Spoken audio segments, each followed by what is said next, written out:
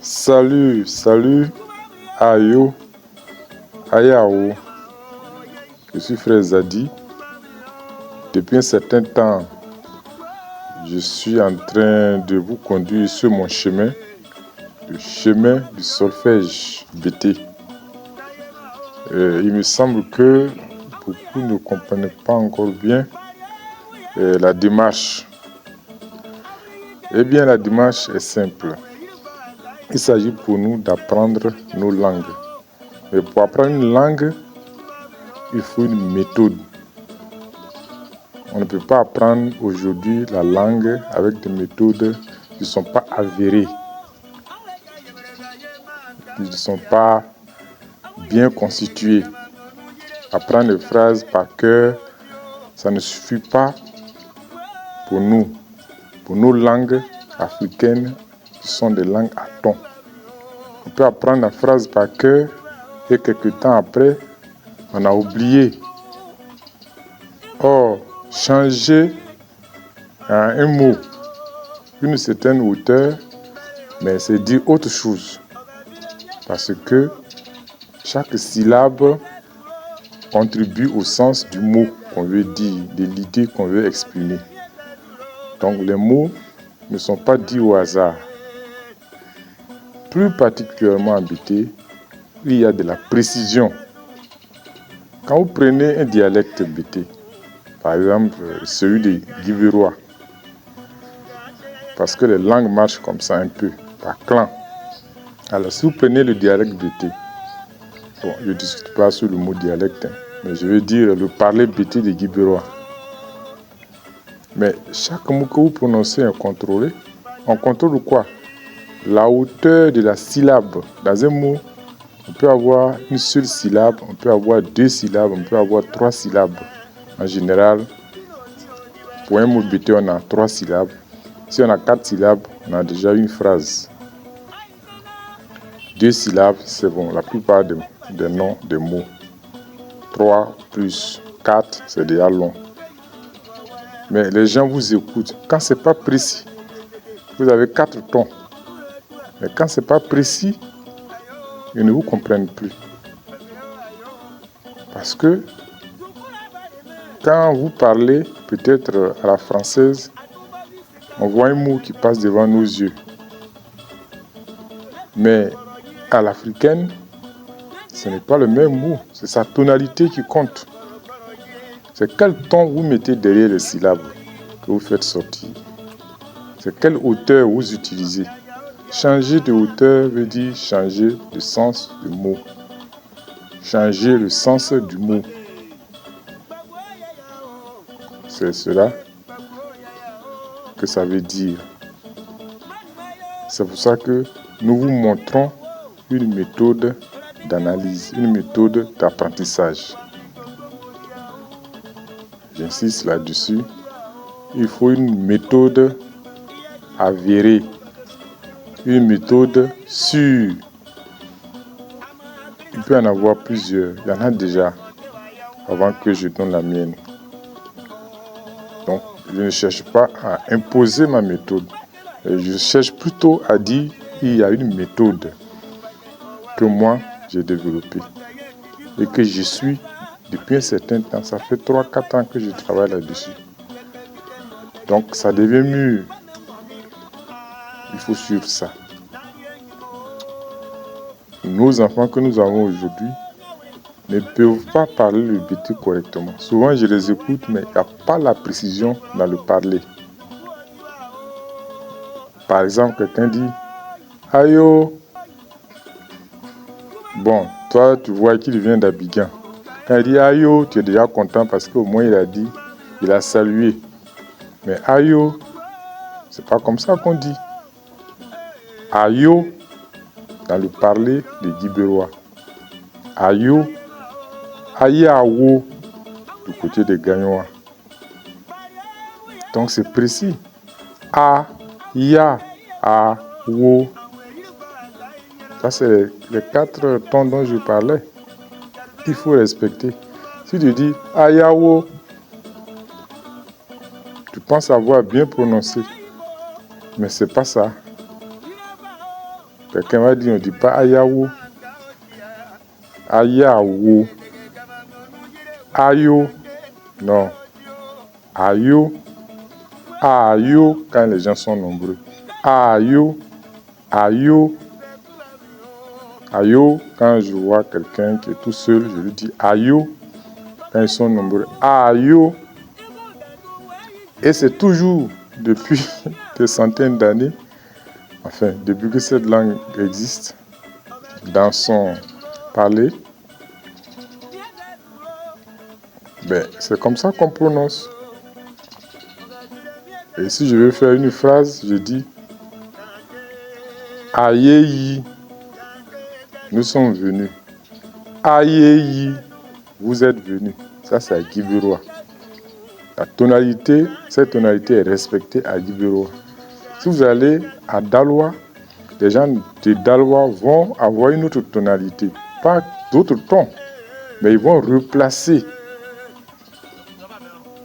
Ils vont replacer les mots, disons les hauteurs, ils vont replacer les tons à leur façon. Comme ça. Donc,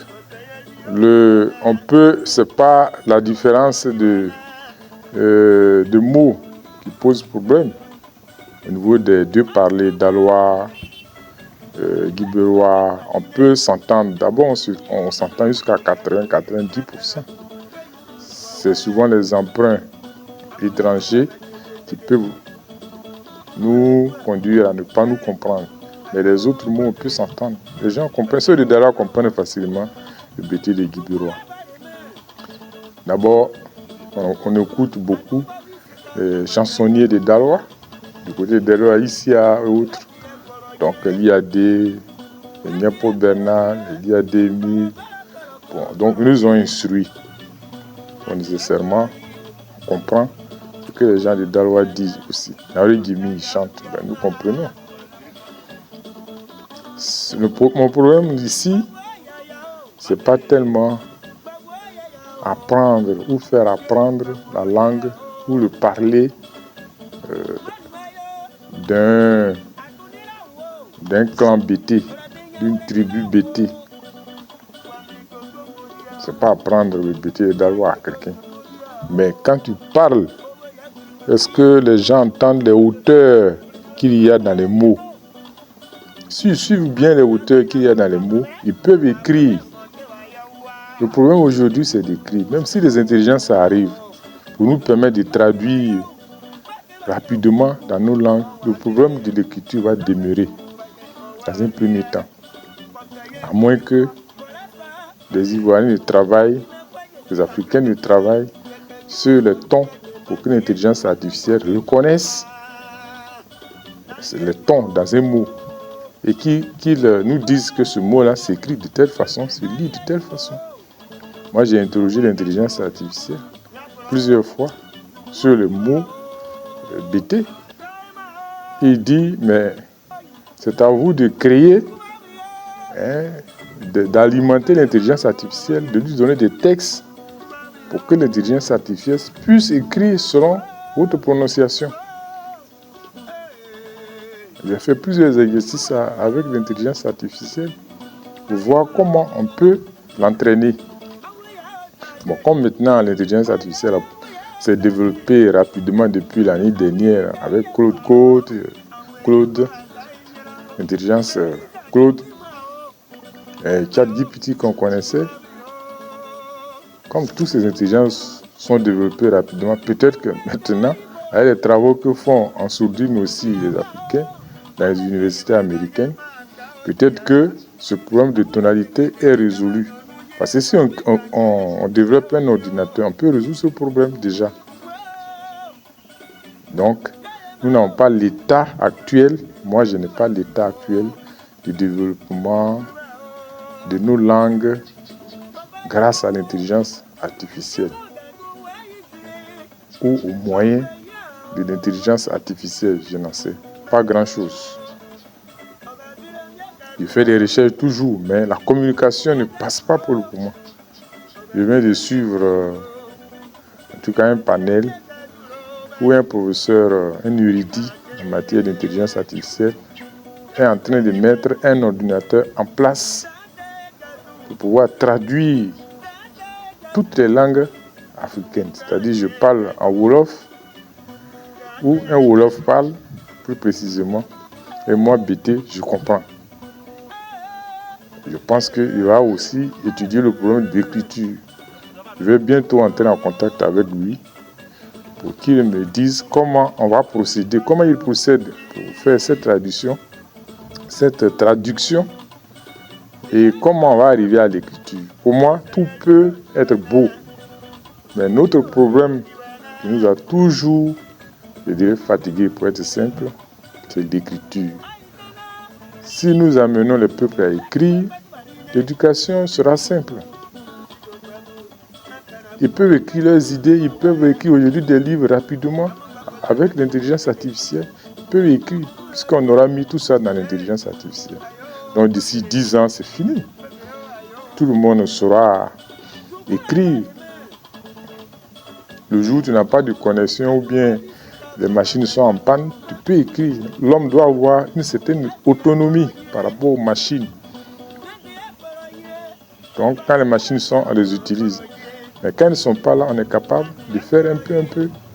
C'est ça la nécessité de l'écriture. Il faut penser à ce qui est arrivé à l'Égypte antique. C'est-à-dire, eux, ils ont vite compris que des bouleversements vont arriver. Alors, ils ont fait les tombes. Mais dans les tombes, ils ont mis les écritures là-bas. Ils ont enterré les écritures, ils ont enterré la science. Aujourd'hui, on parle de mathématiques, on parle de Pythagore, on parle de je ne sais qui encore. Le théorème de Pythagore. Mais ce n'est pas Pythagore qui l'a développé. On trouve ça chez les anciens Égyptiens. C'est parce qu'ils ont enterré l'écriture, ils l'ont gravé dans du marbre, si vous voulez, dans la pierre, dans le mur. Donc ça a résisté. Mais est-ce que ce que nous développons aujourd'hui peut résister? Bon, on a les clés depuis 1990 que moi je connais l'ordinateur. Et on a changé beaucoup de supports. Des disques ont changé jusqu'à on est arrivé à la clé. On a toujours des problèmes pour garder les informations. Aujourd'hui, on va les garder dans les data centers, dans de grosses maisons, sur Internet. Mais c'est toujours du matériel qui est soumis à la destruction. Tout peut se gâter un jour. Avec les guerres qu'on ne maîtrise plus là. On peut jeter une bombe quelque part et puis toutes nos machines s'arrêtent. Mais est-ce que la vie de l'homme va s'arrêter? Non. Peut-être les 8 milliards, 9 milliards que nous sommes, peut-être 1000 personnes vivront-elles. Ces 1000 personnes-là doivent pouvoir se débrouiller pour que la culture ne disparaisse pas. Ce qui est arrivé à l'Afrique où on a tout oublié. Alors que l'Égypte, ce sont nos parents qui ont créé l'Égypte. Et nous, Africains, on n'a pas gardé le sens de l'histoire. Aujourd'hui, ce qui fait le gros problème, c'est qu'on ne sait pas que ce sont nos parents qui ont fait les pyramides là-bas. Voilà le problème. Et on dit, l'Afrique n'a jamais rien fait. Heureusement que Dieu nous a envoyé Cheikh Anta Diop qui a tout expliqué avec Obenga, son ami. Aujourd'hui, on est content. On lit Obenga, on lit Cheikh Anta Diop. On est en train de retrouver un peu le sens de l'histoire, notre histoire, nous. On comprend toutes les richesses qui se passent sur l'Afrique, on les connaît. On sait que quand quelqu'un veut vraiment évoluer dans la richesse scientifique, au niveau mathématique et tout ça, on parle de mathématiques fractales. Mais on parle de mathématiques les plus anciennes. On trouve les traces en Afrique. Tout ça, ça permet à l'homme africain d'avoir le courage de continuer. Mais on a oublié. Alors, pour ne pas oublier, il faut apprendre à écrire. L'écriture, ce sont des traces que nous laissons quelque part. Ceux qui vont venir vont se débrouiller pour lire ça. Ils ont perdu la logique, ils ont perdu le sens, ils ont perdu la compréhension de cette écriture. Mais comme il y a une logique à l'intérieur, dans toute chose, il y a une logique que nous mettons dedans. C'est ce qui fait que les hiéroglyphes, on les comprend. Aujourd'hui, on peut savoir ce que les anciens ont écrit avec ces dessins hiéroglyphiques, cette écriture hiéroglyphique. C'est parce qu'il y a une logique constante à l'intérieur. Donc quand on comprend quelque chose ici, quand on arrive plus loin, on peut toujours dire à tel endroit on avait compris ceci avec cette façon d'écrire. Donc ici, ça devrait être la même chose, puisque ce sont les mêmes caractères. Oui, on peut comprendre, on peut arriver.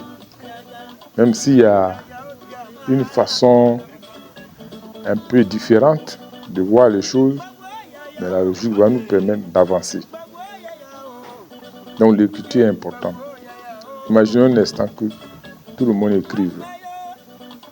Dans les villages, les gens écrivent, puisqu'ils ont déjà la connaissance. Ils savent que quand tu es malade, tu prends telle plante. Mais ils n'écrivent pas, ils ne laissent pas de traces. Donc ils sont comme les machines qui disparaissent. Ils sont comme les clés d'ordinateur que nous utilisons et qui à un moment donné ne marchent plus. Donc il nous faut graver comme les Égyptiens nos connaissances dans la matière, c'est-à-dire dans le sol, quelque part où on peut retrouver les traces. C'est en cela que l'écriture est importante. Tout ce que nous vivons aujourd'hui peut être détruit par une catastrophe provoquée par une bombe atomique ou d'autres types de bombes qui existent. Mais l'écriture peut durer, peut survivre à tout ce qui peut nous arriver. L'intelligence est là aujourd'hui, mais on peut l'utiliser contre nous. Nous pouvons tous mourir. Parce que quelqu'un a utilisé l'intelligence pour tuer l'humanité. Mais nous aurons laissé des traces grâce à l'écriture. Il ne s'agit plus de lire, ni d'avoir une traduction d'une langue africaine à une autre langue africaine, mais de permettre aux Africains d'écrire. Le jour où nous aurons appris à écrire, le jour où nous allons décider d'écrire, le jour où nous allons comprendre que l'écriture est notre chose à nous, alors on aura gagné. L'Occident, c'est ça.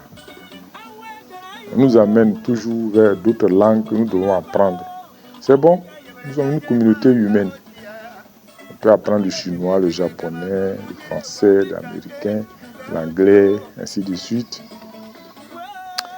Mais là où tu es né, c'est là que se trouve ta vraie richesse. Si tu veux que ton intelligence se développe harmonieusement, Dieu que tu pries a tout gardé dans ta langue. Depuis des millénaires, les Africains parlent, agissent. Donc des connaissances sont enfouies dans ces langues-là. Et c'est ce que les autres entendent. Ils veulent savoir quelle science tu leur apportes. Mais si tu n'étudies pas ta propre langue, et le moyen pour l'étudier, c'est l'écriture, ta propre écriture. Là aussi, j'insiste. Ce n'est pas l'alphabet latin. C'est-à-dire ce que nous utilisons actuellement, nous autres Africains, pour écrire nos mots, nos textes.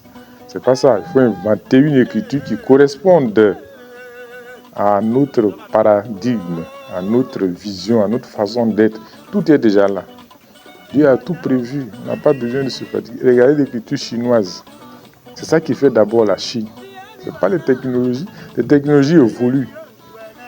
Mais quand le chinois se sent chinois, intimement chinois, c'est à travers son écriture. Quand il va dans un autre pays, il écrit devant le portail en chinois, alors qu'il peut écrire en français, parce qu'il est dans un autre pays, pour que les francophones de ce pays-là puissent lire. Mais il met toujours en bas un mot chinois.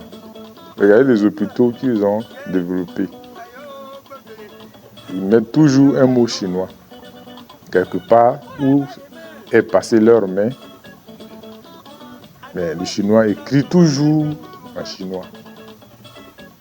C'est une identité. Cela marque sa présence en ce monde. Et il est heureux. Donc l'écriture africaine ne sera pas l'écriture latine, ce sera une vraie écriture puisée dans notre monde. Mais ça, je vais vous en parler. J'ai déjà développé une écriture, mais on va doucement. Il faut que nous maîtrisions d'abord les 4 tons. Après, je vais vous expliquer l'écriture, comment elle doit se former en Afrique, en tout cas dans le monde BT. Je vais être vraiment modeste.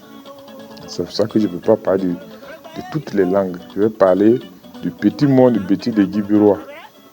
Mais ce que je constate dans cette langue-là, et comment on peut développer une écriture spécifique aux gens des Guibirois, aux habitants des Guibirois, qui sont des BT, et par extension, on va parler des autres BT.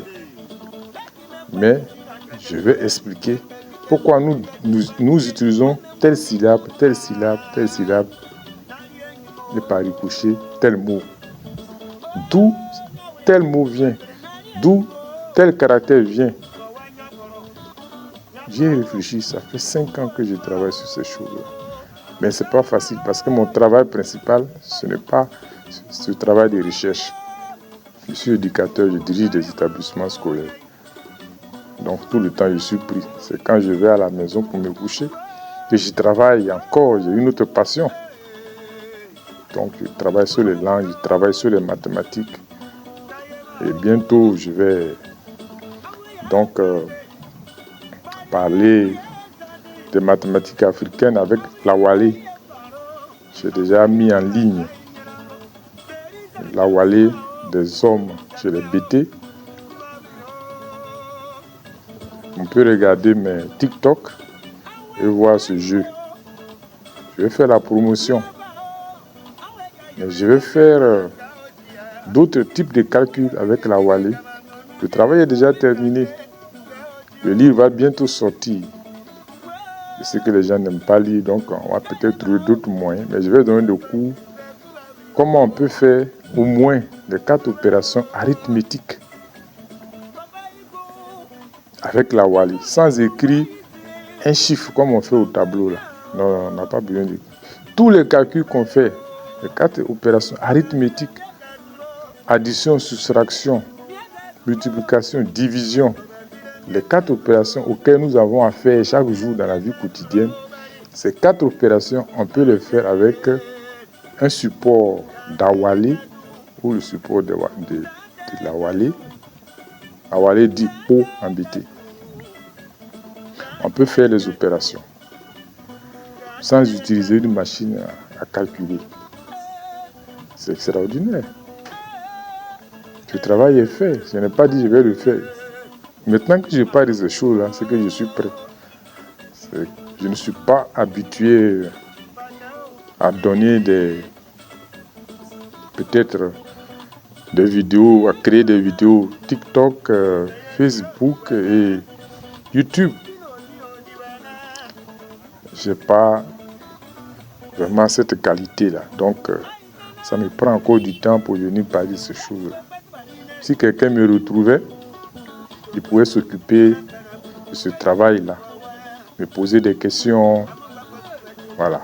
Pour nous, les chercheurs, on a d'autres visions des choses, d'autres façons de voir les choses. En tout cas, notre travail de recherche nous préoccupe. Maintenant, la diffusion, ça, c'est un autre type de travail que d'autres personnes devraient faire. Mais bon, il faut qu'ils nous trouvent, qu'ils nous connaissent. Nous, on ne crie pas dans la rue. Donc, on ne va pas laisser notre travail aussi se perdre. Donc, on est obligé d'en parler comme je suis en train de le faire. Ceci me tenait à cœur et j'avais dit que beaucoup ne comprennent pas pourquoi on doit étudier les tons et ils pensent que les tons sont liés, les tons BT, les 4 tons BT, Kula, Yisu. Ces 4 tons BT là, ils pensent que c'est lié au BT des Guibirois. Parce que quand je fais des phrases, je donne des phrases du BT des Guibirois. Mais quand eux, ils auront appris, ils pourront utiliser leur BT à eux, celui de Dalois, celui de Gagnois. Il n'y a pas de problème. Ils vont retrouver les 4 tons à l'intérieur. Donc, il faut apprendre.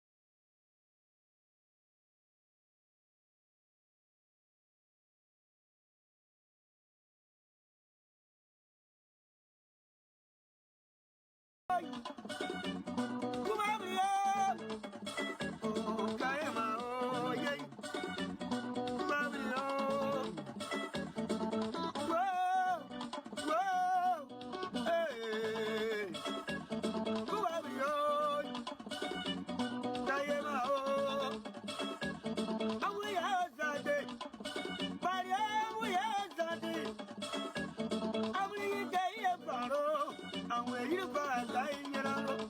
There is a Kawima, Carveo, Fabio. I went the Ibo. You never know. I went the man, Gaotia. I want to get a Gamma, no, you know, we can't get Gaotio. Well, Kayamao.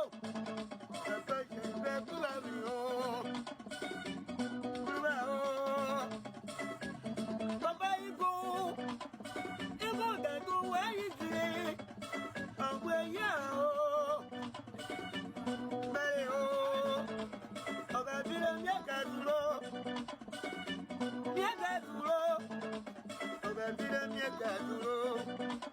of a villain, of a villain, Mary.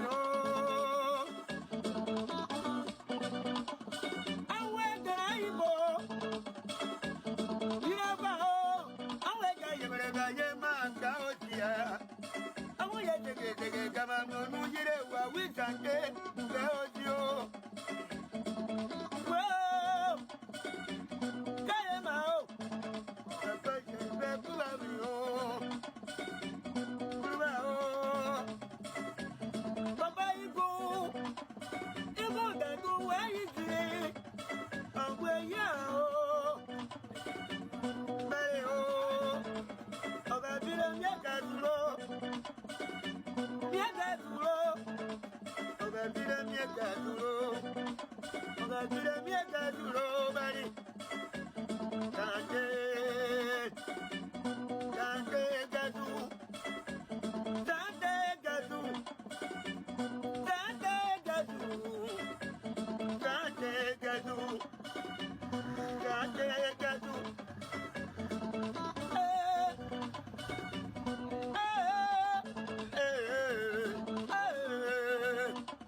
Ça va bien. Oh.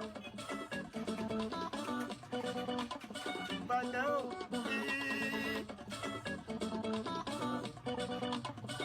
Diani wana. Osaya dio diwana. Dino dio diwana.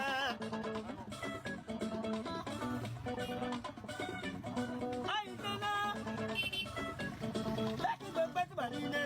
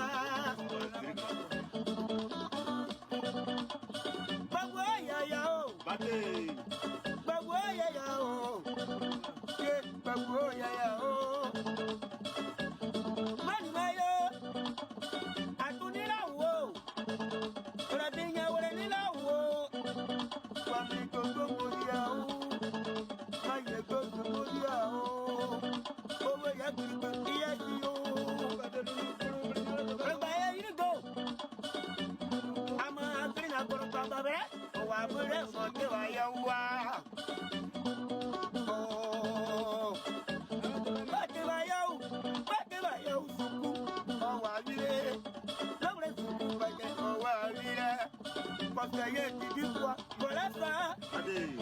Là qui me voit, je suis en train de pleurer. Quelqu'un qui est mort derrière de pas crier. Pas même moi, mais. Ah, n'a rien ni mot. Oh, non, oui. N'a rien ni mot. Kawa nyaporo. Nyaporo. Zuku odiwa o. Kaima oi. Oi.